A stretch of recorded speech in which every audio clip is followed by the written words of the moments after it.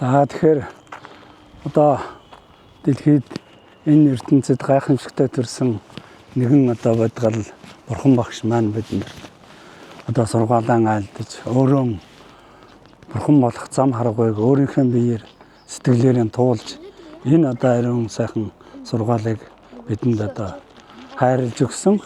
Тэгэхээр бидний 3 шүтэн 3 одоо эрдэнэ гэж ярьж байгаа. Тэгэхээр тэр бурхан багш бурхан эрдэнэ маань бол бидэнд энэ орчлонгийн зовлонгоос гарах арга замыг өөрөө одоо олж бидэнд айлдаж өгсөн. Жинхэнэ бодиттой аврал гэж бидэнд одоо юу үлдсэн бэ гэхээр бурханы зарлиг, бурханы айлдсан одоо зарлиг нь байдаг. Энэ бол жинхэнэ бодит аврал. За тэгээд түүнийг бидэнд дамжуулж өгсөн багш эрдэмтэн мэргэд одоо хотгот хувилгаад бидэнд бол энэ ганжуурыг одоо дамжуулж өнөө хүртэл ингээд одоо бид бурханыхаа зарлагтай уулзаж учирч байгаа.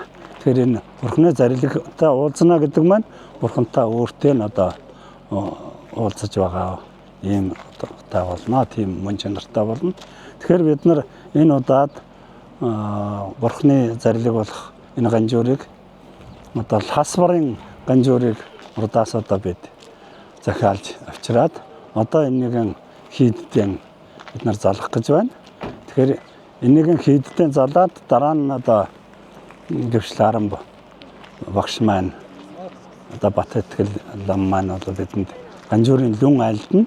Тэгэхээр тэр одоо үйл ажиллагаандаа бэлдээд бид нар өнөөдөр ганжуурынхаа судрыг хүнд итгэлтэйгээр ингээд залж авчирч байна. Тэгээд энэ үйлсэд бүгдээрээ одоо хамтарч оролцсон энэ сүсгтнүүд, лам ховргууд, багш нар, хотготууд энэ бүхэн маань энд одоо их сэтгэл гаргаж оролцож байгаа. Тэр бүхэнд би их баяртай, талархалтай байна. Тэгээд үнэхээр хүмүүсийн сэжиг гэдэг бол гайхамшигтай байд юм байна.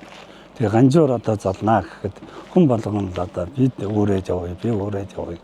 Тэгэхээр энэ чинь 20 км орчим газар бид нар энийг чинь ингээд өөрөөд одоо хийдэн хүргэх хэвээр. Тэгээд энд одоо маш олон сүсгтнүүд одоо оролцож байна. За энд манай дээд бод хэд дээр явдаг одоо смерти өвстана бясалгалд оролцдог шавнар маань бүгд байгаа. За тэр дотор одоо олон мэргэд байна. За энэ дотроос бас тамирчид байна. Тэгээд улсын харцаг ган хоёг тэргүүтээ бөхчүүл ирсэн байж байгаа. Тэгээ манай дээд бод хийдийн ламнар байна. Төв аймгаас лам ирсэн байна, Санжай лам.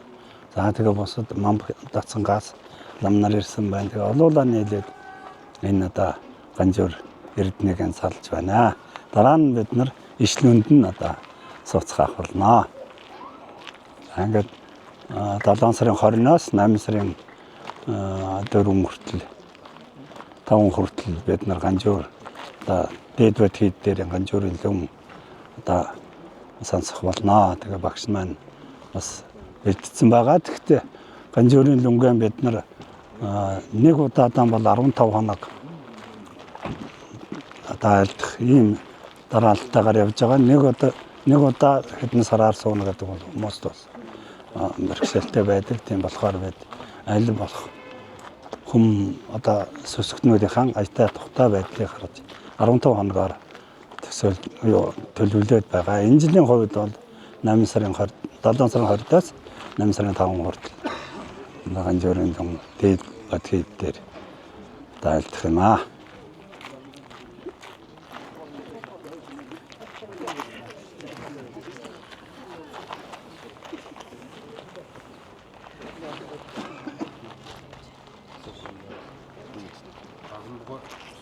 жоохон гарч байгаа гэдэг үү? За тэгё.